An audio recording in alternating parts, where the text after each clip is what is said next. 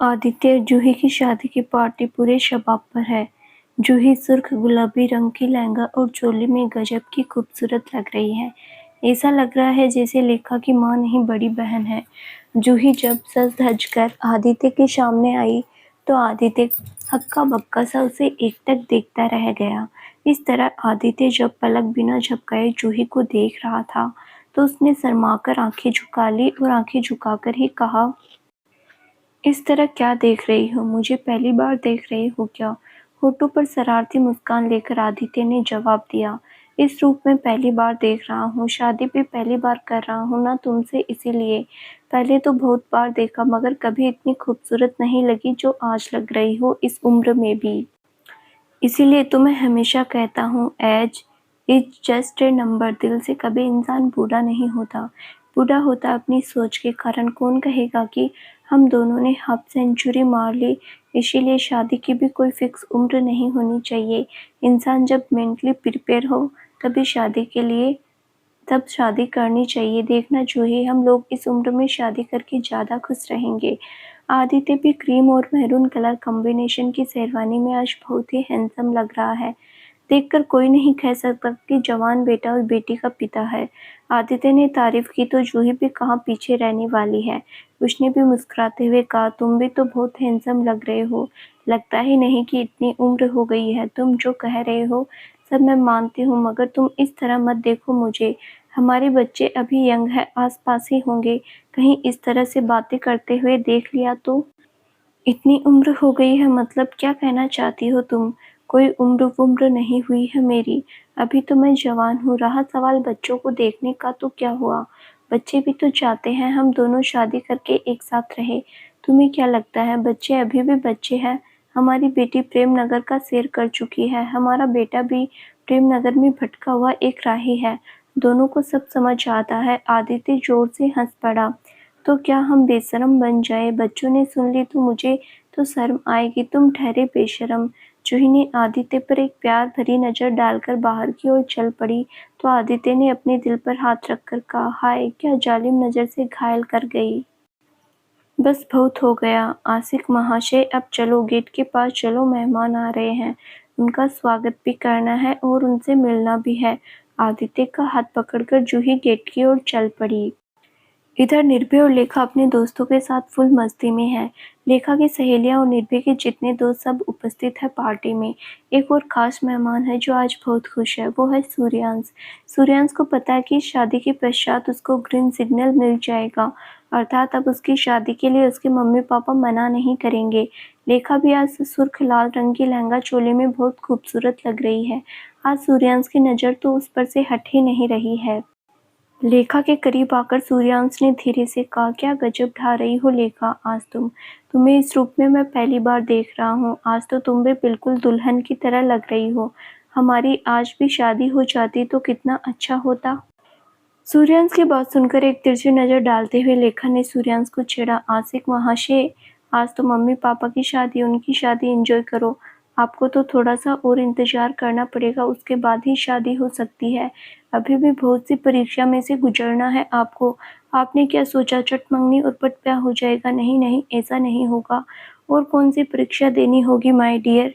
अब तो मेरे मम्मी पापा भी राजी है, फिर किस बात की देरी? महाशय अभी 2 साल और शादी करने की मेरी इच्छा नहीं है। क्यों क्यों इच्छा नहीं है? तुम्हारे लिए मेरे मम्मी पापा से कितनी लड़ाई की और तुम अब मना कर रही हो, पर मना क्यों कर रही हो? अभी शादी एंजॉय करो, सब बाद में पता चल जाएगा। एक प्यारी सी मुस्कान बिखेरते हुए लेखा सूर्यांश का हाथ पकड़कर उसे डांस फ्लोर पर ले गई। आदित्य और जूही दोनों मेहमानों के स्वागत के लिए होठों पर मुस्कुराहट लेकर खड़े थे। मेहमान आते जा रहे थे। अचानक सूर्यांश के पापा अभिनव अरोड़ा और माँ गीतांजलि अरोड़ा आते हुए दिखाई दिए तो आदित्य ने धीरे से जूही के कान के पास आकर कहा, सामने से जो खूबसूरत लेडी और साथ में एक हैंडसम पर्सन आ रहे हैं, दोनों सूर्यांश के मॉम डैड है। अभिनव अरोड़ा जो तुम्हारा सबसे अच्छा दोस्त हुआ करता था, उन्हें तो मैंने पहचान लिया मगर उनकी पत्नी को मैंने कभी नहीं देखा। वो बहुत ही खूबसूरत लग रही है। आदित्य की ओर देखकर जूही ने मीठी सी मुस्कान बिखेर दी। खूबसूरत लग रही है मगर तुमसे ज़्यादा नहीं। अभिनव अरोड़ा अभी भी मेरा दोस्त है, सबसे करीबी दोस्त। प्यार भरी आंखों से जूही की ओर देखते हुए आदित्य ने कहा, रहने दो आदि, इतनी दीवानगी भी ठीक नहीं है। चारों ओर लोग हैं, सुन रहे हैं। सुनने दो, मैं अपनी पत्नी की तारीफ कर रहा हूँ, दूसरों की पत्नी की तो नहीं कर रहा। फिर डर किस बात का और शर्म किस बात की? तुमसे बातों में जीतना बहुत मुश्किल है और तुम हो ही बेशर्म। अभी दोनों की बातचीत चल ही रही थी कि अभिनव अरोड़ा और गीतांजलि अरोड़ा दोनों पास आ गए। जूही ने हाथ जोड़कर नमस्ते करते हुए मुस्कुराकर कहा, आइए आइए, दोनों का हार्टी वेलकम। आपने मुझे पहचाना मिस जूही? नहीं नहीं मिसेज चोपड़ा, आज तो आप दोनों गजब ढा रहे हैं। भला कौन कहेगा कि दोनों ने हाफ सेंचुरी मार ली। बिल्कुल जवान दूल्हे दुल्हन की तरह लग रहे हैं दोनों। हा हा करके अभिनव अरोड़ा हंस पड़ा। अभिनव अरोड़ा की बात सुनकर जूही थोड़ा शर्मा गई, मगर आदित्य कहाँ शर्माने वाला।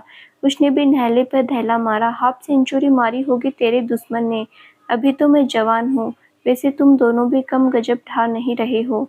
लोगों को गलतफहमी न हो जाए, पहचानने में गलती न हो जाए कि दूल्हा दुल्हन तुम दोनों हो या हम हैं। ये कहकर आदित्य जोर से हंस पड़ा। गीतांजलि भाभी, रियली आज बहुत ही खूबसूरत लग रही है, मुस्कुराते हुए जूही ने कहा। तो क्या मैं हैंडसम नहीं लग रहा? मुझे तो कोई कॉम्प्लीमेंट ही नहीं दिया आपने। अभिनव अरोड़ा अचानक बोल पड़ा। आप भी बहुत हैंडसम लग रहे हैं, मुस्कुराते हुए जूही ने कहा। हैंडसम तो मैं हूँ ही, तभी तो गीतांजलि मुझ पर मिटी, दिल दे बैठी मुझे। स्वभाव के अनुसार अभिनव अरोड़ा फिर से हंस पड़ा। पति की बात सुनकर इस बार गीतांजलि चुप न रह सकी। मैं आप पर मर मिट्टी कि आप मेरे पीछे पीछे भागते थे। सब भूल गए क्या? वैसे आदित्य जी को सब पता है कि किस तरह आपने मुझे मनाया था। उनके सामने झूठ तो मत बोलो। अभी इन लोगों में बातचीत चल ही रही थी कि दूर से उर्वशी, उसके पति राघवेंद्र और बेटी उर्मी आते हुए दिखाई दिए। उर्वशी को देखकर जूही लगभग खुशी से उछल पड़ी। देखो देखो आदि, उर्वशी अपने पति और बेटी के साथ इधर ही आ रही है। कितनी खूबसूरत लग रही है, वेरी स्टाइलिश। सावधान हो जाओ आदित्य, तुम्हारी एक्स वाइफ आ रही है, बातें जरा संभल के करो। अभिनव अरोड़ा फिर हो करके हंस पड़ा। नहीं भाई साहब, मेरी पक्की सहेली, बेस्ट सहेली है उर्वशी। अब वो राघवेंद्र जी की पत्नी है। एक्स वाइफ की बात तो बहुत पुरानी हो गई है।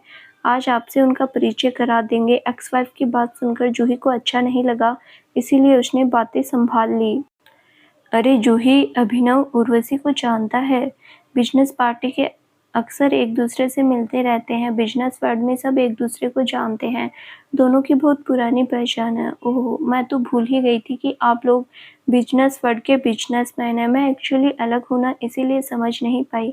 कोई बात नहीं। उर्वशी से नज़दीक आते ही सबसे पहले शरारत भरी निगाहों से जूही को देखते हुए कहा, हाय हाय, मैं मर जाऊँ, क्या गजब ढा रही हो जूही।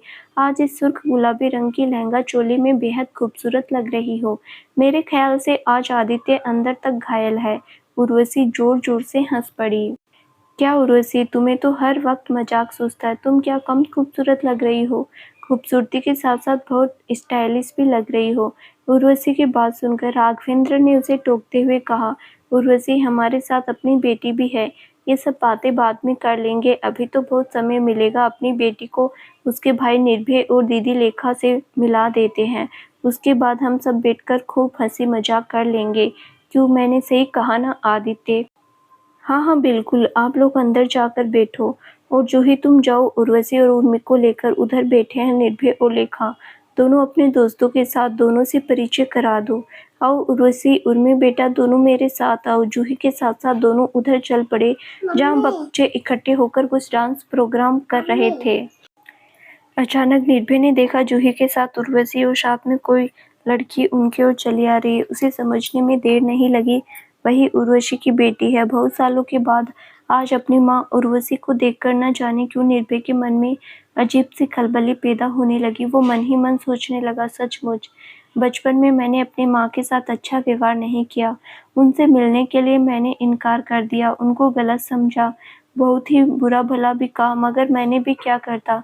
तब मैं छोटा था, मुझे रिश्तों के उलझे धागे समझने में नहीं आते थे। मुझे तो बस इतना समझ आता था कि कोई माँ अपने बच्चे को छोड़कर दोबारा शादी नहीं कर सकती।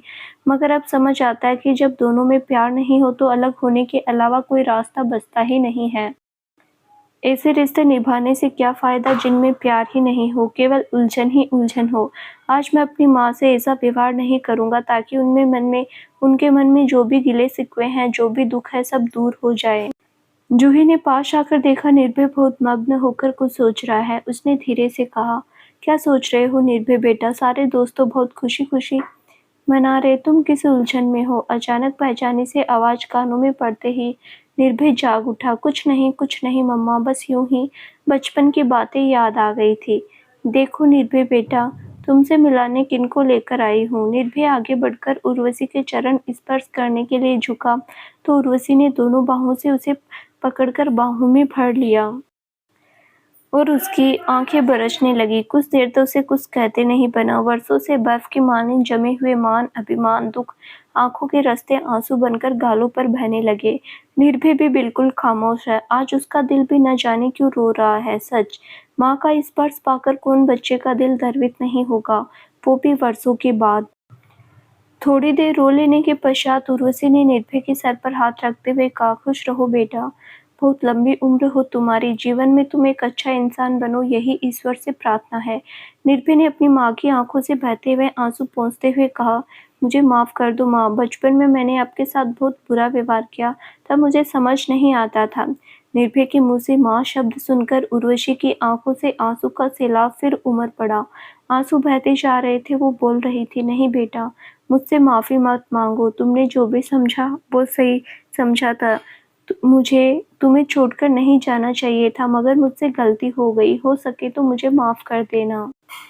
अभी इन लोगों में बातचीत चल ही रही थी कि लेखा दौड़ती हुई आई और भावुक दृश्य देखकर उसके कदम ठिठक कर रुक गए।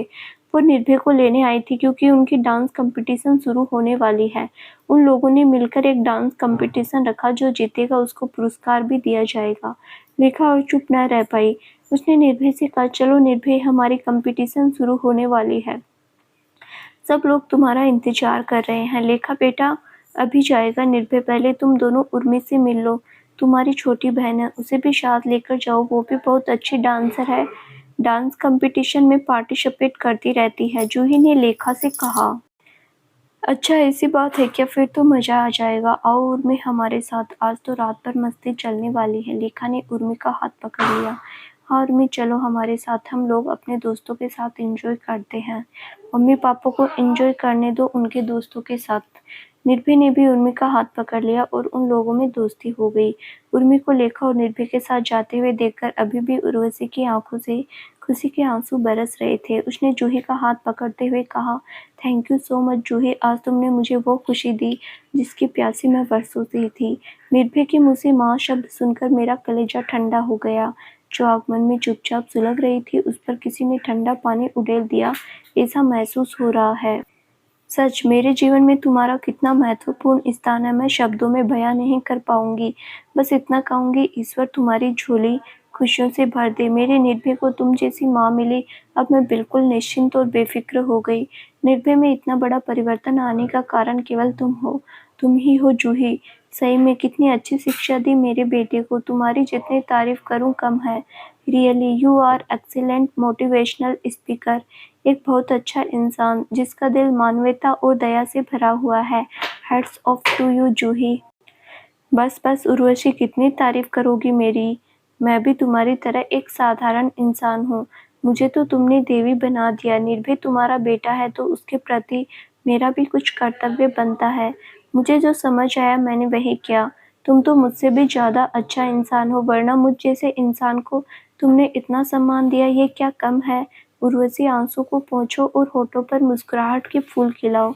चलो, सब लोग तुम्हारा इंतजार कर रहे हैं, मेहमान आते जा रहे हैं, उनका आवभगत करना भी तो हमारी जिम्मेदारी है। अब मैं अकेली नहीं हूँ, तुम भी मेरे साथ हो हाथ बटाने के लिए।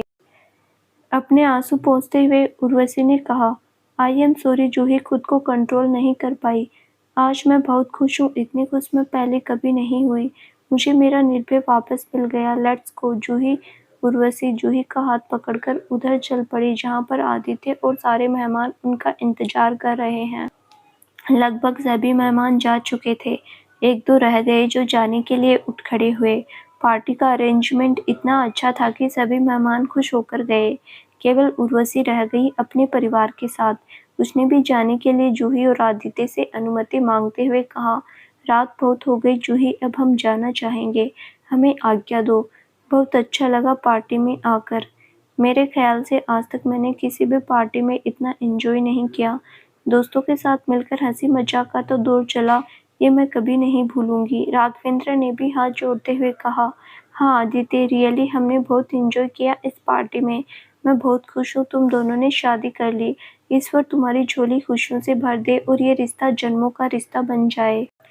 थोड़ी दूर पर खड़ी है आदित्य की मां निशा चोपड़ा। जूही की मां प्रतिभा के साथ सभी मेहमान जा चुके हैं, इसीलिए दोनों खड़ी होकर इत्मीनान से बात कर रही है। उर्वशी ने जाने की अनुमति मांगी। ये बात निशा के कानों में पड़ी तो वो चलकर उर्वशी के पास आई और मुस्कुराते हुए कहा, तुम कहाँ जा रही हो उर्वशी? मैं घर जा रही हूँ आंटी। मॉम। इतने वर्षों बाद आदित्य को मॉम को क्या कहे उर्वशी को समझ नहीं आया, इसीलिए थोड़ा हकला रही थी। तुम्हें जो अच्छा लगे वही करो। आंटी कहना चाहती हो तो आंटी कहो, मॉम कहना चाहती हो तो मॉम कहो, दोनों में ही सम्मान है। परंतु एक बात, तुम अभी नहीं जा सकती। रात तो बहुत हो गई है मॉम, फिर कब जाऊंगी मैं? तुम चली जाओगी तो जूही और आदित्य को अपने कमरे में कौन पहुंचाएगा? तुम्हें पता ना शादी के बाद क्या होता है। जूही तो शर्म के मारे अपने कमरे में जाएगी नहीं, मुझे पता है, तुम ही उसे ले जा सकती हो। ओह हाँ, मैं तो भूल ही गई थी, आज उनकी सौगात है। हाँ, इस उम्र में ही सही, परंतु शादी हुई है उनकी। सभी रस्मों रिवाजों में मैं निभाना चाहती थी, मगर दोनों ने मना कर दिया। पर अब ये रस्म तो निभाना ही पड़ेगा। इन दोनों का कमरा तैयार है क्या मॉम? सारी जिम्मेदारी तो निर्भय और लेखा ने ले रखी है, उन दोनों ने कुछ किया होगा। तुम एक बार जाकर देखो पहले दोनों ने क्या किया, फिर उनको ले जाना कमरे में। ठीक है मॉम। वो उनको कमरे में पहुंचाकर फिर चली जाऊंगी। जूही को कमरे में पहुंचाना मेरी जिम्मेदारी है, आप मुझ पर छोड़ दीजिए। तुम आज नहीं जा सकती उर्वशी, इस घर से तुम्हारा नाता भले ही टूट चुका है, फिर भी रिश्ते की एक कड़ी अभी भी है जिससे तुम जुड़ी हुई हो। तुम्हारा बेटा निर्भय जब तक इस घर में है तब तक तुम इस घर से नाता कैसे तोड़ सकती हो? कभी कभी तो तुम्हें इस घर में आना ही पड़ेगा निर्भय से मिलने। अब जब निर्भय ने तुम्हें माँ का सम्मान दिया है तो कैसे तुम रिश्ता तोड़ के जा सकती हो? अब तो तुम्हारी बेस्ट फ्रेंड जूही भी इस घर में आ गई। जूही के परिवार से भी तो तुम्हारा एक रिश्ता है। जूही से केवल ऑफिस से मिलने से काम नहीं चलेगा, घर में भी तुम्हें आना पड़ेगा। मेरी दिली ख्वाहिश है, तुम्हारे मम्मी पापा से भी मेरा एक रिश्ता है। उनको आज लेकर नहीं आई, मगर कभी फुर्सत से उनको लेकर आना है। मैं उनसे मिलना चाहती हूँ। रिश्ते के धागे भले ही उलझे हुए हैं, मगर एक रिश्ता है तो सही। तुमने शादी करके अपनी गृहस्थी बसा ली, बहुत अच्छी बात है, मैं भी खुश हूँ, मगर अतीत को भुलाना इतना आसान तो नहीं है। आज से इस घर की बहू बनकर नहीं, बेटी बनकर मेरे घर में आना। मेरी कोई बेटी नहीं है, आज से तुम मेरी बेटी हो। इसके बाद लेखा की शादी होगी, तब उसकी मौसी बनकर सारे रिवाज निभाने होंगे। फिर निर्भय की शादी होगी। निर्भय की शादी क्या तुम्हारे बिना संभव है? इन रिश्तों के उलझे हुए धागे को तुम्हें सुलझाना है उर्वशी। तुम्हारी बेटी उर्मी से भी तो मेरा कोई रिश्ता है। जैसा मेरा निर्भय लेखा से है वैसा ही उर्मी भी है। उर्मी को अपने भाई बहन से दूर मत रखना, कभी कभी है उसे हमारे घर छोड़ जाया करना, उसे भी अच्छा लगेगा। और तुम जब चाहो इस घर में आकर रह सकती हो, तुम्हारा पूरा हक है। इसे भी अपना एक मायका समझ लेना। आदित्य से जो भी गिले शिकवे हैं उसे भूलकर दोस्ती का हाथ बढ़ाना तो मुझे बहुत खुशी होगी। कहते कहते आज निशा चोपड़ा की आंखें गीली हो गई, आवाज भर आ गई। वहां पर जितने लोग थे सब खामोश थे, सब सुन रहे थे। जूही भी समझ रही थी कि आदित्य की माँ का दिल बहुत बड़ा है, दिल छोटा था तो आदित्य के पापा का। सब आज भावुक है। राघवेंद्र भी बिना भावुक रह सका। उलझे हुए रिश्ते के धागे को आज सुलझते हुए देखा तो सबकी आंखें खुशी से नम हो उठी। आंखों में खुशी की नमी लेकर उर्वशी ने कहा, नहीं जाऊंगी मॉम, आप जब तक कहेंगी तब तक रहूंगी। थैंक यू मॉम, आपने मुझे बेटी मानकर इतना प्यार जताया और सम्मान दिया। इस घर में मेरा निर्भय अपना घर मानकर हमेशा आऊंगी, मेरा वादा रहा। फिर उर्वशी ने शरारत भरी निगाहों से आदित्य और जूही की ओर देखकर कहा, पर मेरे रहने से जूही और आदित्य को कोई परेशानी तो नहीं होगी? मैं कबाब में हड्डी तो नहीं बन जाऊंगी? Urvashi, you are very naughty. मुझे क्यों परेशानी होगी? आदित्य का मुझे नहीं पता, पर मुझे तो बहुत खुशी होगी तुम रहोगे मेरे साथ तो। ऑफिस में तो बेफिक्र होकर कभी बात ही नहीं कर पाते थे, समय ही नहीं मिलता था। अब हम दोनों फ्रेंड फुर्सत में बैठकर खूब गप्पे मारेंगे। क्यों आदित्य, तुम्हें कोई हर्ज तो नहीं है? जूही आदित्य की ओर देखकर मुस्कुराने लगी। मेरी टांग क्यों खींच रही हो जूही? मुझे क्यों परेशानी होगी? तुम अपनी सहेली को जितना दिन देना चाहो अपने घर में। मोम ने तो उसे अपनी बेटी मान लिया। अब मेरी इतनी हिम्मत नहीं कि मैं उसे रहने से मना करूं। वैसे भी अब तुम इस घर की मालकिन हो और मैं तुम्हारा मुलाजिम। जूही को और देखकर आदित्य भी हंस पड़ा। समय बीतता जा रहा है देखकर निशा चोपड़ा ने कहा, उर्वशी और देर मत करो, बहुत रात हो गई है, सब थके हुए हैं, सबको नींद आ रही है। जाकर देख लो निर्भय और लेखा ने रूम किस तरह सजाया है, फिर इन दोनों को कमरे तक पहुंचा दो। अच्छा मोम, मैं अभी देखकर आती हूँ। उर्वशी को आदित्य का कमरा कहाँ अच्छे से पता क्योंकि किसी समय वो इसी घर में दुल्हन बनकर आए थे। कमरे का दरवाजा बंद था। धीरे से दरवाजा खोलकर जैसे ही उसने अंदर एक कदम रखा तो आश्चर्य उस खुशी से उसकी आंखें फटी की फटी रह गई। वाह, कितना अच्छा सजाया। आजकल के बच्चे बहुत होशियार और समझदार होते हैं। कितने तरीके से बेड को सजाया, पूरे कमरे को सजाया, कितना खूबसूरत सा गुलदस्ता रखा टेबल पर, पता नहीं कौन सा परफ्यूम छिड़काया, महक बहुत अच्छी आ रही है। वही कमरा, वही सजावट। मैंने शुरुआत में पहली बार इस कमरे में कदम रखा था, दिल में बहुत सी खुशी, उमंग और सपने लेकर। वक्त वक्त के बाद आज इसी कमरे में जूही आदित्य की सुहागरात बनने वाला है। मौका वही, कमरा वही, केवल वक्त ने करवट बदली। सच्ची तो है ये कमरा जूही के लिए ही होना चाहिए था, मगर वक्त ने उसके साथ ऐसा खेल खेला कि उसकी जगह पर मुझे फिट कर दिया। आज मुझे बहुत खुशी है कि जूही अपनी जगह पर पहुंच गई और मैं भी अपने जीवन से बहुत खुश हूँ। इधर निशा चोपड़ा उर्वशी का इंतजार बेसब्री से करने लगी। जूही की माँ प्रतिभा भी बहुत थकी हुई है, इसीलिए दोनों ने कमरे में जाकर आराम करना चाहते हैं। वो अधीर होकर बुदबुदाने लगी, पता नहीं उर्वशी इतनी देर क्यों लगा रही है, कमरा अच्छे से सजाया तो है ना, पता नहीं बच्चों ने क्या किया। इतने में उर्वशी आती हुई दिखाई दी तो निशा चोपड़ा को शांति हुई। तेज कदमों से चलते हुए उर्वशी होठों पर मुस्कुराहट लेकर निशा चोपड़ा की ओर चली आ रही थी। बिल्कुल पास आकर उसने धीरे से कहा, मोम, बहुत सुंदर तरीके से सजाया है कमरे को बच्चों ने। बच्चे कितने होशियार है आजकल के। सुनकर निशा भी खुश हो गई और मुस्कुराते हुए बोली, बस फिर क्या, तुम ले जाओ अपनी सहेली को कमरे में और मैं बच्चों के साथ अपने कमरे में जाती हूँ। वो चलकर बच्चों के पास आई और बच्चों से कहा, चलो बच्चे अपने कमरों में चलो, रात बहुत हो गई, मैं भी बहुत थक गई हूँ, प्रतिभा जी भी बहुत थकी हुई है। ओके दादी, लेट्स गो। लेखा और निर्भय मुर्मू को साथ लेकर अपने कमरे की ओर चल पड़े। पीछे पीछे निशा और प्रतिभा भी चल पड़ी। इधर राघवेंद्र भी जूही और आदित्य से इजाजत लेकर अपने घर की ओर चल पड़ा। जाते समय उर्वशी से कहा, तुम्हें जब तक है रुक जाना, काम की चिंता मत करना, मैं संभाल लूंगा सब कुछ। जब तुम्हें लगे आना है तो मुझे फोन कर देना, मैं आकर ले जाऊंगा।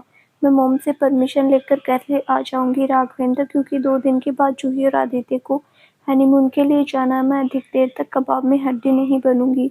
जूही और आदित्य को शरारत भरी नजरों से देखते हुए उर्वशी ने कहा, क्या उर्वशी, तुम कुछ भी कहते हो, इस उम्र में हनीमून के लिए जाना नहीं चाहती मैं। 2 दिन के बाद ऑफिस आऊंगी, शर्मा के नजरें झुकाते हुए जूही ने उत्तर दिया। जूही का जवाब सुनकर आदित्य चुप न रह सका। तिरछी नजर से जूही की ओर देखते हुए कहा, क्यों नहीं जाना चाहती? कहीं घूमने के लिए उम्र होना जरूरी है क्या? मैंने तो मसूरी के लिए टिकट और होटल बुक करा लिया है, बस केवल मसूरी तक जाना है। आदित्य, तुम्हें तो विदेश का टूर लगाकर आना चाहिए था, अमेरिका ही चले जाते। इंग्लैंड तो तुमने देख लिया, और नहीं तो कम से कम स्विट्जरलैंड ही चले जाते, बेहद खूबसूरत जगह है। राघवेंद्र ने खुशी जाहिर करते हुए कहा, अभी नहीं, फिर कभी चलेंगे, पहले लेखा की शादी करेंगे, उसके बाद जूही जहाँ कहेंगी वहीं ले चलेंगे। बच्चे बहुत समझदार है, बच्चे बड़े हो गए, उनको सब समझ आता है। मुस्कुराते हुए उर्वशी ने कहा, नहीं उर्वशी, जवान बेटी घर में है, मैं अपने पति के साथ घूमती रहूं ठीक नहीं लगता, घूमने के लिए बहुत वक्त मिल जाएगा, अभी मुझे लेखा के लिए सोचना है पहले। अच्छा दादी अम्मा, तुम्हें जैसा ठीक लगे वैसा करो, पहले कमरे तक तो चलो। नहीं उर्वशी, आज मैं लेखा के साथ सोना चाहती हूँ, धीरे से उर्वशी से कहा जूही ने। जूही, मुझे मोम ने आदेश दिया है तुम्हें कमरे तक पहुँचाने का, उनके आदेश का मैं अवहेलना नहीं कर सकती, इसीलिए तो मुझे रोक लिया। आज यहाँ पर ज्यादा नखरे भी नहीं, चुपचाप बच्चों की तरह मेरे साथ चलो। तुम्हारे बच्चों ने तुम्हारा कमरा कितना खूबसूरती के साथ सजाया, जाकर देखो, मेरा तो दिल खुश हो गया देखकर। उर्वशी ने जूही का हाथ पकड़कर कहा।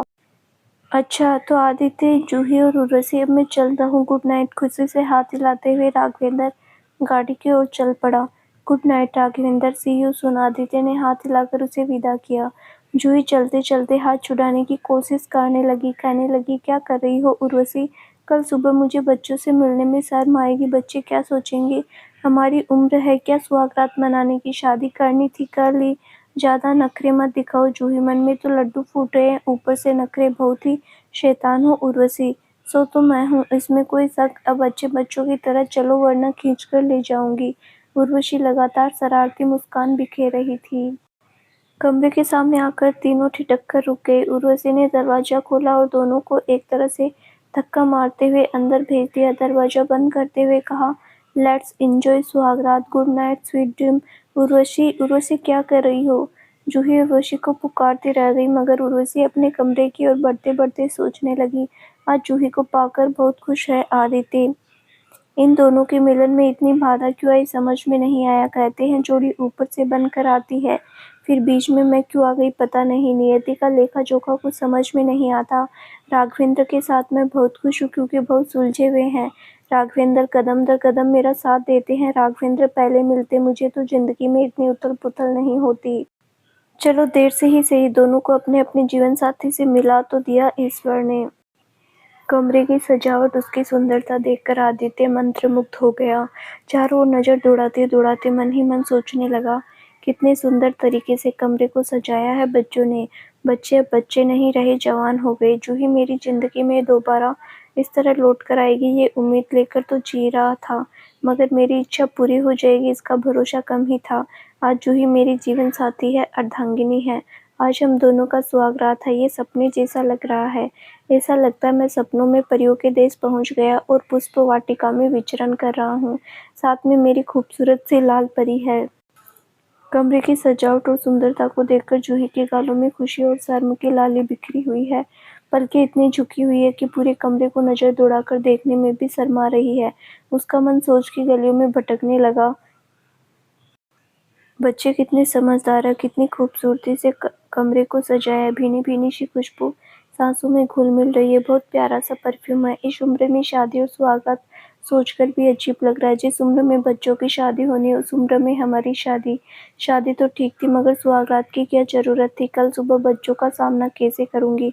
बच्चों से कैसे आंखें मिला पाऊंगी? आदित्य बार बार कनखियों से जूही की खूबसूरती को निहारा है, मन ही मन खुश हो रहा है। सचमुच आज जूही परी जैसी लग रही है। जूही अपनी ही सोच की दुनिया में मग्न है। देखकर आदित्य ने धीरे से उसके कान के पास आकर कहा, मेरी लाल परी क्या सोच रही हो? कैसा लग रहा है कमरा? अचानक आदित्य की मीठी आवाज जूही के कानों में पड़ी तो वो घबरा कर कल्पना से जाग उठी। क्या आदि, क्यों छेड़ रहे हो? आज नहीं छेड़ूंगा तो कब छेड़ूंगा? मैं बहुत नसीब वाला हूँ जो आज मेरी जिंदगी में ये रात आई है। शर्म करो, हमारे बच्चे जवान हो गए, बच्चों ने हमारा कमरा सजाया और तुम सुहागरात मनाने के लिए इतने खुश हो रहे हो। मुझे तो ये सोचकर ही शर्म आ रही है कि कल बच्चों का सामना कैसे करूंगी। उम्र कितनी उम्र, बच्चे जवान है तो क्या हुआ, मैं भी तो जवान हूँ। आज तुम्हें देखकर तो जवां दिल जोर जोर से धड़क रहा है। मुझे पता है तुम तो बेशर्म हो, मुझे भी बेशर्म बनाने के लिए तुले हुए हो। कितनी बार मना किया, सुहागरात की आवश्यकता नहीं है, मगर मेरी सुनता कौन है? जूही की बात सुनकर मुस्कुराते हुए आदित्य ने उसका हाथ पकड़कर कहा, छोड़ो ना, शर्माना जूही, जिंदगी में ये रात बहुत देर से आई है, मगर आई तो सही। चलो आज की रात को हम यादगार बनाते हैं। आज हम रात भर सोएंगे नहीं। इतने सालों की बातें मन में बर्फ की तरह जमी हुई है, उसे पिघलने दो, पिघलकर निर्मल झरने की भांति बहने दो। बाप रे, तुम तो आज कवि बन गए हो। मेरा हाथ छोड़ो ना आदि। ये मीठा सा शब्द सुनने के लिए मैं कब से बेचैन था। लगता है किसी ने कानों में मधुर रस घोल दिया। फिर से एक बार आदि कहकर पुकारो जूही। इस शब्द में जो अपनापन, जो प्यार है, वो किसी बात में नहीं। याद है जब पहली बार मुझसे दोस्ती हुई थी तो मुझे आदि कहकर पुकारा करती थी। मैं तुम्हारी इस प्यार भरी बातों में खो जाता था। लगता है आज तुम कभी बनकर ही रहोगे। मेरा हाथ छोड़ो ना आदि। इतने सालों के बाद हाथ मेरे गिरफ्त में आया है। ये हाथ यूं ही नहीं छोड़ सकता, कभी नहीं छोड़ सकता। छोड़ने के लिए थोड़ी पकड़ा है। इसी हाथ को पकड़ने के लिए कब से मैं अपनी बाहें फैलाए खड़ा हूँ। तुम कह रहे हो कि छोड़ दो। No no, never my sweet heart. अच्छा ठीक है, रात भर पकड़ कर खड़े रहो। हम दोनों रात भर यूं ही खड़े रहते हैं, बैठेंगे भी नहीं, ठीक है? अच्छा ये बताओ ना, बैठना है? चलो चलो फिर छोड़ देता हूँ, आराम से बैठो, थकी हुई हो ना। सुबह से इतना कुछ चल रहा है, थकान तो होगी ही, तुम नहीं थके हो क्या? थका हूँ, बहुत थक गया, तुम्हारी गोद में सिर रखकर थोड़ी देर लेटना चाहता हूँ, सब थकान दूर हो जाएगी। बचपना नहीं गया तुम्हारा। जूही ने मुस्कुराकर आदित्य की ओर देखा तो आदित्य की आंखों में प्यार का था समुद्र देखकर शर्माकर उसने आंखें नीची कर ली। रात की आज की रात मुझे बच्चा बनकर ही रहने दो जूही। ये रात दोबारा लौटकर तो नहीं आएगी, नसीब से मिली है ये घड़ी। जी भरकर जी लेने दो। आज मुझे रोको मत, आज मुझे टोको मत, मुझे नदी की धारा की तरह बहने दो। जूही सचमुच कविता हो गई। आदित्य जोर जोर से हंस पड़ा। आदित्य की बिंदास हंसी देखकर जूही को गुजरा हुआ जमाना फिर याद आ गया। दिल में खलबली सी होने लगी। वो फिर सोच की दुनिया में विचरण करने लगी। वही पुराना आदित्य फिर मेरे सामने खड़ा है। ऐसा ही तो बिंदास हंसा करता था। कितने सालों के बाद आदित्य का ये रूप देखने को मिला है। आज मैं इसे मासूम नहीं कह सकती। मेरी गोद में सिर रखकर लेटना चाहता है तो इसकी इच्छा पूरी करनी है। जूही की गोद में सिर रखकर आदित्य आंखें बंद करके लेट गया। जूही उसके बालों में अंगुलियां फेरने लगी। दोनों के मन में वर्षों की जमी बातों की बर्फ पिघलकर निर्झर झरने की भांति बहने लगी। स्तब्ध निशा प्यार भरे दो दिलों की दास्तान दिल थामे सुनने लगी। सारी दुनिया सो चुकी है मगर प्यार भरी चार आंखों से आज नींद नहीं। जुबां सारी अनकही बातें एक दूसरे के सामने खोलकर रखने के लिए बेचैन है। फूलों से सजा हुआ और भीनी भीनी खुशबू से महका हुआ कमरा दो दिलों को मदहोश किए दे रहा है। जूही का प्यार भरा स्पर्श पाकर आदित्य खामोश है। आदित्य के बालों को छूकर जूही निःशब्दता से छुअन को महसूस करने लगी। चारों ओर खामोशी है मगर दो दिलों की धड़कनें इतनी तेज है कि एक दूसरे को आवाज सुनाई दे रही है। इस रात का इंतजार सभी जवां दिलों को होता है मगर जूही और आदित्य के जीवन में बहुत देर से आई है। मधोसी में जाने कब दोनों एक दूसरे की बाहों में समा गए पता ही नहीं चला। स्तब्ध निशा प्रेमी युगल के प्यार के इस लम्हे को दिल थाम कर देखने लगी। इधर निर्भय लेखा अपने अपने कमरे में सोने के लिए चले गए। उर्मी और उर्वशी भी अपने कमरे में चले गए सोने के लिए। निशा प्रतिभा को लेकर उसके बेडरूम में गई और कहा, आज इस कमरे में रहोगी निशा बहन, ये आपका कमरा है, बगल में ही मेरा कमरा है, हम दोनों बहनें अब आस-पास रहेंगे। मेरा बेडरूम मतलब 2 दिन के बाद तो मैं अपने घर जाने वाली हूँ। जब तक सारे रस्म रिवाज निभ नहीं जाते तब तक मैं आपके घर में, उसके बाद तो मुझे अपने घर जाना ही पड़ेगा। अपना घर जाना पड़ेगा मतलब आप अकेली रहोगे घर में? आपने क्या सोचा? आदित्य और जूही आपको अकेले रहने देंगे? बेटी के ससुराल में मैं कैसे रहूँगी? मुझे तो अपने घर में ही रहना पड़ेगा। हमारे घर में नौकरानी है ना अंजलि, अंजलि मेरा देखभाल करेगी। किसी नौकरानी के सहारे आपको नहीं छोड़ेंगे दोनों। आदित्य ने ही आपका बेडरूम तैयार करवाया है, बोला है कि अब से आंटी इसी घर में रहेगी। मैंने तो सोचा कि अब जितने दिन जिएंगे दोनों साथ साथ रहेंगे। सुबह उठकर दोनों साथ साथ टहलने जाएंगे, बातें करेंगे, वक्त अच्छा कट जाएगा। बच्चे तो अपने अपने काम में व्यस्त हो जाएंगे, फिर हम दोनों घर बैठकर एक अच्छा समय बिताएंगे। पर बेटी के घर में रहेंगे तो लोग क्या कहेंगे? जाने दीजिए लोगों को। अब तक जब लोगों के बारे में नहीं सोचा तो फिर आज क्यों सोचना? क्या दिया लोगों ने आपको? सिर्फ अपमान, तिरस्कार। भूल जाइए लोगों को और अपनी ज़िंदगी अपने ढंग से जी लीजिए। अगर कोई आपको ऐतराज़ नहीं है तो लोगों की चिंता मैं नहीं करती। मैं आपके साथ रहकर खुश रहूँगी, मुझे इतना पता है। आपका कहना सही है निशा जी, दरअसल मैंने सोचा ही नहीं था, इसीलिए इतनी बातें कह गई। सच्ची तो अकेली उस घर में रहकर भी मैं क्या करूँगी? मेरी बेटी मुझे रहने भी नहीं देगी। फिर भी दामाद के सामने थोड़ी हिचकिचाहट होती है। आदित्य को आप दामाद क्यों समझ रही हैं? बेटा नहीं समझ सकती क्या? जूही तो मेरे लिए बेटा पहले फिर बहू। आप मन से हिचकिचाहट निकाल दीजिए और ब्रॉड माइंडेड होकर सोचिए। बुढ़ापे में अकेले घर में रहने में कितनी तकलीफ होती है ये तो वही जाने जो रहता है। हम बहुत किस्मत वाले हैं, हमें ऐसे बच्चे मिले हैं जो हमारी इतने अच्छे से देखभाल करते हैं, वरना आजकल के बच्चे तो बुजुर्गों को वृद्धाश्रम में भेज देते हैं। आए दिन अखबार में कितनी खबरें छपती रहती हैं। निशा की बात सुनकर प्रतिभा सोचने पर मजबूर हो गई। धीरे से कहा, सच कहा आपने, हमारे बच्चे बहुत अच्छे हैं, हम बहुत किस्मत वाले हैं। कोई अच्छा कर्म किया होगा तभी इतने प्यारे बच्चे मिले हैं हमें, जो हमारी इतनी सेवा करते हैं, देखभाल करते हैं। मैं दिल छोटा कर रही थी, आज से मैं ऐसी बातें नहीं सोचूंगी। बच्चे जैसा चाहते हैं वैसा ही करूंगी। जिसमें बच्चों की खुशी मिले माता पिता को भी वही करना चाहिए। हमारी ज़िंदगी तो गुजर चुकी है, जितने दिन जिएंगे बच्चों के साथ रहकर जिएंगे तो हम भी खुश और बच्चे भी खुश। ये हुई ना 100 बातों की एक बात। अभी तो हमें बहुत सारे कार्य करने हैं दोनों को मिलकर। लेखा की शादी करनी है, निर्भय की शादी करनी है। सही कहा, अभी तो हमें बहुत जीना। जब तक दोनों की शादी नहीं हो जाती तब तक तो कहीं नहीं जा सकते। कहकर प्रतिभा हंस पड़ी तो निशा भी हंस पड़ी। बहुत रात हो गई निशा जी, अब जाकर आराम करिए, दिन भर तो लगे रहे। ठीक कहा, आप भी थक गई होगी, आप सो जाइए, सुबह मिलते हैं। Good night. Good night. इधर लेखा और निर्भय की आंखों में खुशी के मारे नींद नहीं। दोनों को मॉम-डैड की शादी एक सपना सा लग रहा है। निर्भय ने तो हमेशा चाहा कि जूही माँ बनकर उसके घर में आए, मगर लेखा ने कभी सोचा भी नहीं था कि जिंदगी में ये रात भी आएगी। लेखा अपने कमरे से बाहर निकली तो देखा निर्भय अपने कमरे के सामने टहल रहा, कुछ सोच रहा है। तुम सोए नहीं निर्भय? बाहर क्यों टहल रहे हो? आज तो खुशी की बात है, फिर किस बात के लिए परेशान हो? लेखा की आवाज में कानों में पड़ते निर्भय जैसे नींद से जाग उठा। नहीं, कोई परेशानी नहीं, नींद नहीं आ रही। शायद खुशी इतनी ज़्यादा है कि नींद कोसों दूर भाग गई। पर तुम क्यों नहीं सोई? मुझे भी नींद नहीं आ रही, क्या करूँ समझ नहीं आ रहा। चलो चुपके से किचन में जाते हैं, हम लोग कॉफ़ी बनाकर लाते हैं, फिर एक कमरे में बैठकर दोनों बातें करेंगे। मंजूर है, निर्भय ने सुझाव दिया। ओके, गुड आइडिया, चलो चुपके से। दादी और नानी को पता नहीं चलना चाहिए। दोनों दबे कदम से किचन की ओर चले गए। चारों ओर सन्नाटा है। स्तब्ध निशा भी शायद अब तक सो चुकी है। कॉफी का कप हाथ में लेकर दोनों थोड़ी देर खामोश बैठकर कॉफी की घूंट लेते रहे। क्या बातें करते सोचते रहे। खामोशी जब थोड़ी ज्यादा होने लगी तो निर्भय ने खामोशी तोड़ी। अब तो तुम्हारा लाइन क्लियर हो गया, तुम्हें ग्रीन सिग्नल मिल गया। लेखा, ग्रीन सिग्नल मिल गया मतलब क्या कहना चाहते हो तुम? समझकर भी अनजान मत बनो लेखा, मुझे समझ नहीं आ रहा। हम दोनों दोस्त हैं, भाई बहन भी। जो भी कहना है स्पष्ट कहो ना।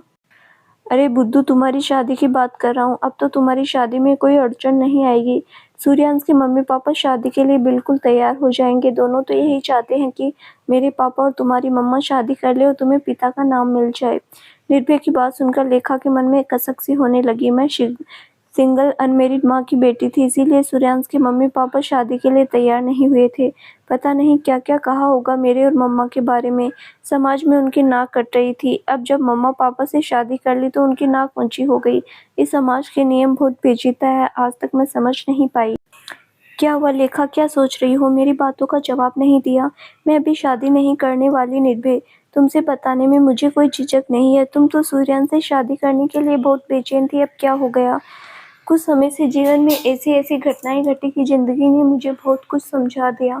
मैं समझ गई हम जितनी आसान समझते हैं इस जिंदगी को, उतनी आसान है ही नहीं।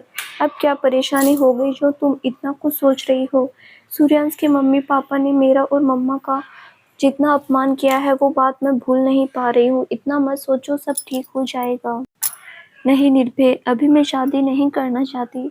पहले मैं फाइनेंस में एमबीए करने के लिए अमेरिका जाना चाहती हूँ। ये बात मैंने अपने मम्मी पापा को बताया नहीं, अगर मौका मिलते ही बताऊंगी। अमेरिका तो शादी के बाद भी दोनों मिलकर जा सकती हूँ। नहीं निर्भय, शादी के लिए मैं मेंटली प्रिपेयर नहीं हूँ। शादी से पहले ही मैं खुद को पहचानना चाहती हूँ और अपना निशा खुद ढूंढना चाहती हूँ। इस काम में तुम मेरी मदद करना। तुम अपनी आशा तो कर सकती हो। उन्हें मम्मा पापा नहीं माने तो तुम समझाना उन्हें। ठीक है, I will try my best, कहकर निर्भय ने मुस्कुरा दिया तो लेखा भी मुस्कुरा पड़ी। अच्छा निर्भय, तुम्हारी वो साउथ इंडियन लड़की का क्या हुआ? बातें बातें होती है कि नहीं? बेचारी दूर बैठकर तड़पती होगी, क्यों तड़पा रहे हो उसे? क्या नाम बताया था उसका? अनुषा सुब्रमण्यम। एक बात, वो बिल्कुल भी बेचारी नहीं है, काफ़ी स्ट्रॉन्ग और इंटेलिजेंट है। मैंने उसे कहाँ तड़पाया? फिर प्यार में थोड़ा सा तड़पाना भी तो चाहिए, तभी तो कशिश बनी रहती है। तुम तो अमेरिका नहीं जा सकते मगर उसे तो बुला ही सकते हो। बुलाकर मम्मा पापा से मिला दो। फिर किसी इंडियन लड़की से शादी करने का इरादा है? नहीं लेखा, पहला प्यार पहला है, उसे कैसे भुलाया जा सकता है? शादी करनी है तो उसी से करूँगा, वरना नहीं करूँगा। निर्भय थोड़ा सा उदास हो गया अनुषा के बारे में सोचकर। उसके मम्मी पापा मानेंगे क्या? उन लोग तो अमेरिकन सिटीजन है और साउथ इंडियन ब्राह्मण भी। लड़की को शादी करके इंडिया भेजना पसंद आएगा क्या? अगर हमारा प्यार सच्चा है तो उनको मानना ही पड़ेगा। ये हुई ना बात। आज तुम्हारी बात सुनकर मुझे बहुत अच्छा लग रहा है। बहुत रात हो गई निर्भय, सोना नहीं है क्या? सुबह का 4 बज रहा है, अभी चलो 2-3 घंटे सो जाते हैं। Okay let's go. निर्भय ने अपने मन की बात कहकर लेखा का मन हल्का हो गया। लेखा से मन की बात शेयर करके निर्भय भी खुश है आज। ब्रोकन फैमिली के दो ऐसे बच्चे जिनके जीवन पथ में खुशियों के फूल कम थे और कांटे ज्यादा थे। कांटों भरे रास्ते पर चलते चलते दोनों के पांव लहूलुहान हो गए और दिल भी जख्मी हो गए। आज उनके दिल के घाव को खुशी का मरहम लगा। दोनों पहले दोस्त थे मगर अब भाई बहन भी है। दोनों को अपने मन की बातें कहने के लिए एक सच्चा दोस्त मिला। इस बात से दोनों खुश होकर अपने अपने कमरे की ओर बढ़ गए। दोनों का मन शांत है तो दोनों की आंखें नींद से बोझिल होने लगी। हाथ में चाय की कप और न्यूज़पेपर, मन में अथाह खुशी का सागर लेकर आदित्य सुबह सुबह ड्राइंग रूम में बैठकर इत्मीनान से न्यूज़पेपर पढ़ने में व्यस्त था। लेखा की नींद थोड़ी देर से टूटी। उठते ही वो फ्रेश होकर पापा को ढूंढते ढूंढते ड्राइंग रूम में आई। पापा से मन की बातें कहने के लिए मन में उथल पुथल सी होने लगी तो वो बहुत देर चुप न रह सकी। गुड मॉर्निंग पापा। कानों में आवाज पड़ते ही आदित्य ने नजरें उठाकर देखा तो लेखा सामने खड़ी होकर मुस्कुरा रही थी। वेरी गुड मॉर्निंग बेटा, नींद पूरी हुई? नहीं पापा, नींद पूरी नहीं हुई। कल निर्भय और मैं दोनों 4 बजे तक जगे हुए थे, बातें कर रहे थे। क्या 4 बजे तक जगे हुए थे? पर क्यों? खुशी के मारे नींद नहीं आ रही थी पापा। लेखा की बात सुनकर आदित्य को बहुत खुशी हुई तो मुस्कुराते हुए कहा, बहुत अच्छा लग रहा है सुनकर कि तुम लोग बहुत खुश हो। बस इस तरह खुश रहो, यही हम चाहते हैं। पापा आपसे एक और बात शेयर करनी है। थोड़ी सी हिचकिचा रही थी लेखा। कहो बेटा, जो भी कहना है खुलकर कहो। पापा को अपना दोस्त समझो। पापा, मैं फाइनेंस में MBA करने के लिए अमेरिका जाना चाहती हूँ। मैंने अपनी पढ़ाई भी शुरू कर दी है GMAT के लिए। हाँ हाँ, तुम्हें तो मैं अमेरिका भेजना चाहता हूँ मगर शादी के बाद, तुम्हारी शादी में अड़चन आ रही थी तभी तो मैंने और तुम्हारी मम्मा से शादी कर ली। अब कोई भी परेशानी नहीं है। तुम्हारी मम्मा भी तुम्हारी शादी के लिए चिंता कर रही है। मैं अभी शादी नहीं करना चाहती। रेखा की बात सुनकर आश्चर्य से आदित्य ने कहा, पर तुम तो सूर्यांश से शादी के लिए बेचैन थे, अब क्या हो गया? तुम दोनों में झगड़ा तो नहीं हुआ? सूर्यांश के पापा भी तो शादी के लिए जोर दे रहे हैं। पहले तो सूर्यांश के मम्मी पापा शादी के लिए तैयार नहीं थे। मैं अनमैरिड माँ की लड़की हूँ सुनकर हम दोनों के बात में बहुत भला बुरा कहा। सूर्यांश से मेरी शादी के लिए दोनों तैयार नहीं थे। ये तो हमारे लिए अपमानजनक बात है। मम्मा का अपमान मैं कैसे सहन कर लूँ? मैं उस अपमान को नहीं भूल सकती। अब जब आपने शादी कर ली तो शादी के लिए जोर दे रहे हैं। क्या जूही ओबरॉय की बेटी होना कोई पाप था? सिंगल मॉम होकर भी उन्होंने मेरी अच्छी परवरिश की, ये किसी ने नहीं देखा। केवल यही कहकर कि हम दोनों को अपमानित करता रहा समाज की वो एक अनमेरिड माँ है। क्या उनके स्ट्रगल की कोई कीमत नहीं है? और कब तक समाज नारी जाति को दोयम दर्जे पर रखेगा? ऐसी मानसिकता रखने वालों के घर में बहू बनकर नहीं जा सकती। ये किसी लड़की के लिए बिल्कुल भी सम्मानजनक नहीं है। कहते कहते लेखा की आंखों में गुस्से की आग भड़क उठी। लेखा की आंखों में गुस्से की आग आदित्य ने देख ली, इसीलिए उसके क्रोध को शांत करते हुए कहा, पहले ये लोग नहीं जानते थे कि तुम मेरी बेटी हो, लेकिन अब तो उन्हें गर्व होगा मेरी बेटी से अपने बेटे की शादी करने में। आखिर तुम आदित्य चोपड़ा की बेटी हो। इस समाज में आदित्य चोपड़ा को बहुत मान सम्मान है। अनजाने में उन लोगों से गलती हुई, उन्हें माफ कर दो बेटा। नहीं पापा, मैं उन्हें इतनी आसानी से माफ नहीं कर सकती। यही बात तो मेरे मन में खटक रही है कि अब बिजनेसमैन आदित्य चोपड़ा की लीगल बेटी हो जाने पर उन्हें कोई प्रॉब्लम नहीं है। उनकी यही मानसिकता तो मैं हजम नहीं कर पा रही। आखिर मेरा भी तो एक वजूद है, मेरा भी स्वाभिमान है। मेरे स्वाभिमान को बहुत चोट पहुंचाई उन लोगों ने। मुझे समय लगेगा ये सब भूलने में, इसीलिए मैं समय चाहती हूँ और अमेरिका जाना चाहती हूँ। समय के साथ अगर मुझ में बदलाव आए तो मैं सूर्यन से शादी के बाद में सोचूंगी। लेखा की बातों का आदित्य कुछ जवाब देता उससे पहले ही ड्राइंग हॉल में जूही ने प्रवेश करते हुए कहा, बेटी और पापा में क्या बात हो रही है मुझसे छुपकर? क्या मैं आ सकती हूँ दोनों को? Good morning. अब तो तुम आ ही गई तो आ जाओ। वेरी गुड मॉर्निंग जूही, आदित्य ने मुस्कुराकर कहा। रेखा अपनी माँ की बातों का कोई जवाब नहीं दिया, उल्टा चेहरे पर उदासी लेकर चुपचाप बैठी रही और कुछ सोचती रही। लेखा के चेहरे पर उदासी जूही से छिपी नहीं। उसे समझ नहीं आ रहा आखिर लेखा को हुआ क्या। मन ही मन सोचने लगी, लेखा तो कल बहुत खुश थी मगर आज उदास क्यों? सुबह सुबह पापा से ऐसी क्या बात हो गई? पापा को ऐसी कोई बात उससे नहीं कर सकती जिससे उसका दिल दुखे। फिर क्या बात हुई? बिना देर किए जूही ने लेखा से पूछा, क्या बात है लेखा? पापा से लड़ाई हो गई क्या? और लड़ाई हुई तो किस बात पर हुई? इतनी उदास और चुपचाप क्यों बैठी हो?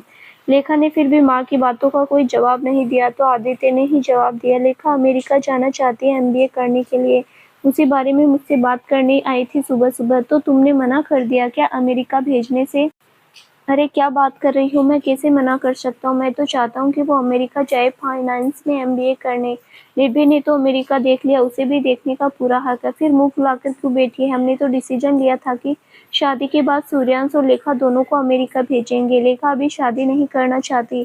यही बात मुझसे कहने आई थी अकेले में। उसे मालूम है तुमसे बात करने पे तुम उसे डाँटोगी, उसकी बात नहीं मानोगी।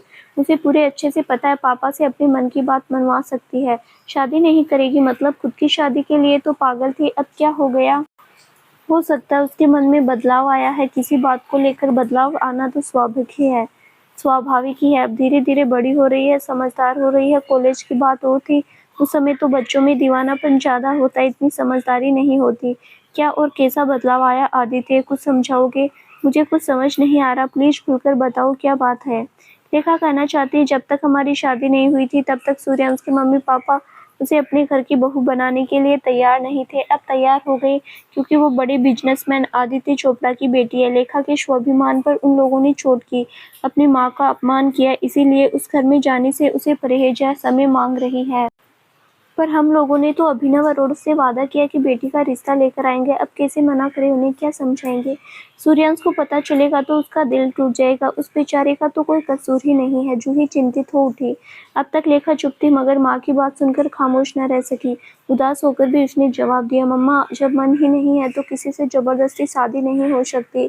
जबरदस्ती मैं किसी से शादी नहीं कर सकती। रहा सवाल सूर्यांश का तो उसे मैं समझा लूंगी, आप चिंता मत करो। क्या हो जाएगा, 2 साल या 3 साल के बाद शादी कर लेंगे। तो शादी कहीं भागी जा रही है क्या? मेरा मन नहीं है अभी शादी का, बस मैं और कुछ नहीं जानती। शादी करना ही जिंदगी का अल्टीमेट गोल तो नहीं हो सकता, उसके बियॉन्ड और भी बहुत कुछ है जिंदगी में जिसे मैं जानना चाहती हूँ, देखना परखना चाहती हूँ। लेखा बेटा, हम उन्हें वादा कर चुके हैं, अब उनको क्या समझाएगा? अपना वादा तोड़ देंगे क्या? जूही परेशान हो उठी। जूही को परेशान देखकर आदित्य ने बात संभाली, तुम परेशान मत हो जूही, कोई ना कोई रास्ता निकाल लेंगे। वादा किया है तो कुछ तो करना ही पड़ेगा, पर क्या बोलूं समझ नहीं आ रहा। आदित्य भी परेशान दिखने लगा। बचपन से ही तुम्हारी बेटी इतनी जिद्दी कि उसे समझाना टेढ़ी खीर है। मुझे पता है मैंने उसे कैसे बड़ा किया है, मैं उसे कुछ नहीं जानती। तुम संभालो अपनी बेटी। जूही झुंझला उठी। तुम फिर परेशान हो रही हो जूही, मेरी बेटी, मैं उसे समझा लूंगा, मुझे पता है मेरी बात टालेगी नहीं। नहीं पापा, अब की बार मैं किसी की बात नहीं सुनूंगी। मुझे शादी अभी नहीं करनी और मैं आप बात पर अटल हूँ। मुझे समय चाहिए खुद को समझने के लिए। मुझे खुद ही समझ नहीं आ रहा कि मैं क्या करना चाहती हूँ। बस इतना जानती हूँ कि मैं अमेरिका से एमबीए करना चाहती हूँ और एमबीए में शादी से पहले करना चाहती हूँ ताकि अपना निशे खुद ढूंढ सकूं। लेखा अपनी बात पर अटल थी। ठीक है बेटा, ठीक है, गुस्सा मत करो, शादी मत करना, पर उनको हमने वादा किया तो हम ले चलेंगे उनके घर, शादी पक्की करके देखेंगे, फिर 2-3 साल के बाद जब तुम कहोगी तब शादी करेंगे। उसमें तो कोई हर्ज नहीं है ना लेखा बेटा? मैं अभिनव और गीतांजलि को समझा लूंगा। आदित्य लेखा को मनाने की कोशिश करने लगा। पापा की बात सुनकर लेखा फिर थोड़ी देर खामोश होकर सोचने लगी। ठीक है, पापा की बात मान लेती हूँ, पापा ने वादा किया है तो उनका सम्मान रखना भी मेरी ड्यूटी है, परंतु एक बात पक्की है, शादी मैं अपने मन के हिसाब से ही करूंगी। शादी पक्की करके देखना है तो रखी, शादी करना तो मुझे ही है, देखा जाएगा जब समय आएगा। ठीक है पापा, आप कहते हैं तो मैं आपकी बात मान लेती हूँ। कब चलना है हमें? पर उनसे बात क्लियर कर लेना, अगर वे जोर भी देते हैं तो आप उनकी बात नहीं मानोगे, वरना मैं अकेली कहीं भाग जाऊंगी, परंतु शादी नहीं करूंगी। लेखा अपनी जिद पर अटल थी। लेखा की बात सुनकर जूही हक्की बक्की से उसको देखने लगी। एक तरह से उसने डांटते हुए कहा, क्या बात कर रही है लेखा, भाग जाएगी मतलब कहाँ भाग जाएगी? ओ जूही, उसे क्यों डांट रही हो? मैंने कहा ना मेरी बेटी को मैं समझा लूंगा। लेखा बेटा, मैं आपके खिलाफ जाकर आपकी शादी बिल्कुल नहीं करूंगा, जैसा आपने कहा वैसा ही होगा। अगर सूर्यांश और उसकी मम्मी पापा जोर भी डालते हैं तो मैं अपनी बात पर अटल रहूंगा, परंतु घर छोड़कर भागने की बात आप बिल्कुल मत करना, आपके पापा बर्दाश्त नहीं कर पाएंगे। आपको समय चाहिए खुद को समझने के लिए, अपना निश्चय ढूंढने के लिए, तो ये तो अच्छी बात है। वैसे भी खुद को समझे बिना किसी से शादी करना भी नहीं चाहिए, जरूरी नहीं कि ऐसी शादी सफल हो। इसीलिए मैं शादी से पहले ही तुम्हें अमेरिका भेजूंगा, तुम अमेरिका जाने की तैयारी करो। आदित्य ने लेखा की बात से सहमत हो गया, परंतु भागने की बात सुनकर थोड़ा सा उदास हो गया। पापा को उदास देखकर लेखा उठकर पापा के पास आकर बैठ गई और पापा का हाथ पकड़कर बोली, फिर कभी भागने की बात नहीं करूंगी पापा। I am sorry. आप मुस्कुराओ, आपको उदास नहीं देख सकती मैं। मेरे अच्छे पापा, मुझसे नाराज हो क्या? आपने मेरी बात मान ली, इसीलिए आपको बहुत बहुत थैंक्स। लेखा के सर पर हाथ फेरते हुए मुस्कुराकर आदित्य ने कहा, मैं अपनी बेटी से नाराज हो सकता हूँ क्या? मैं नाराज नहीं हूँ बेटा, और थैंक्स किस बात के लिए? आपने जो सोचा अपने लिए यही सही सोचा। सोचने का है कि लेखा भी पापा की ओर देखकर मुस्कुरा पड़ी और कहा, आप ऐसे ही मुस्कुराया करें। बस एक रिक्वेस्ट है, मुझे थोड़ा सा समय चाहिए, मुझे समय दो पापा, आप मेरे मन की बात समझ रहे हो ना? दिया समय बेटा, अब तो आप खुश हो ना, बस हमें सूर्यांश के घर जाकर उसके मम्मी पापा से सारी बातें क्लियर करनी है, इसीलिए एक बार जाना पड़ेगा, तुम एग्री हो ना? Yes papa, I am agree. पापा और बेटी दोनों ने एक दूसरे की बातें समझ ली, इसीलिए एक दूसरे को देखकर मुस्कुराने लगे और माहौल में छाई हुई टेंशन दूर हो गई। पापा और बेटी को खुश देखकर जूही भी खुश हो गई। दोनों से कहा, चलो अब दोनों ब्रेकफास्ट करने के लिए चलो, दादी नानी और निर्भय तुम दोनों के लिए इंतजार कर रहे हैं। पापा का हाथ पकड़कर लेकर डाइनिंग रूम के लिए और जाते-जाते सोचने लगी, सचमुच मेरे पापा कितने सुलझे हुए विचार के, मगर मैं अब तक पापा को कितना गलत समझ रही थी। पापा ने मुझे और मेरी बातों को कितने अच्छे से कितनी जल्दी समझ ली। अब तक मैं पापा के इस प्यार को बहुत मिस किया करती थी। सचमुच मेरे पापा बहुत अच्छे हैं। उन्होंने जो भी किया अपने पापा की जिद्दी स्वभाव के कारण करना पड़ा। उन्होंने उसके लिए बहुत कीमत भी चुकाई। अब मैं पापा को कभी दुखी नहीं रहने दूंगी, उनका हमेशा ध्यान रखूंगी, पक्का वादा। पापा, आई एम वेरी लकी कि आप मुझे मिल गए। कहते हैं ना कि देर आए दुरुस्त आए, वही कहावत सही है। देर से हुआ मगर सब कुछ अच्छा हुआ, आगे भी अच्छा ही होगा, ये सोचकर मुझे आगे कदम बढ़ाना है। तो दोस्तों, आगे क्या होगा जानने के लिए इस कहानी का अगला भाग जरूर देखिए, जो बहुत जल्द ही इस चैनल पर प्रसारित किया जाएगा। धन्यवाद।